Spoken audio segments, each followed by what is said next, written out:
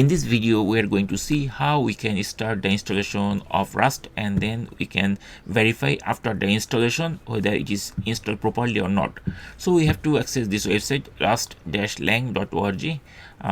If you don't want to write this on your address bar, you can directly go to Google and start typing Rust. Once you start typing Rust, then you will find this type of search page.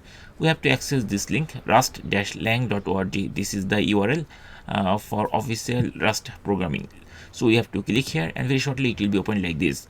Now to start the installation, we have to come to this tab which is called install. I'm going to click install, and once we click here, then it will bring us this page. There is on command this thing we need to start the installation on our Mac. We just need to copy the entire command. Once we copy the entire command, then we can open the terminal. So I'm going to open the terminal.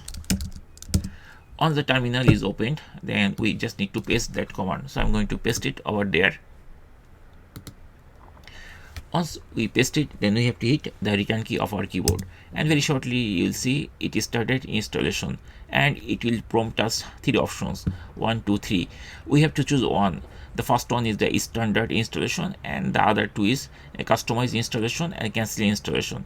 So my goal is to start the installation with the default one. So what we need to do, we just need to type on, or we can just press enter key or return key. So I'm going to type 1 here, or you can just start pressing the return key, and it will start the installation.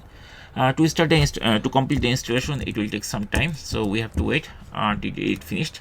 Once the installation is successful, then we'll get this type of message like Rust is installed. Once the Rust installation is successful, then we can test it very easily. To do this thing, we have to open a new terminal. I'm going to open a new terminal, and here I'm going to type one command which is called rust c then space the version, and then we have to hit the return key of our keyboard. And if we see something like that, that means our installation is successful.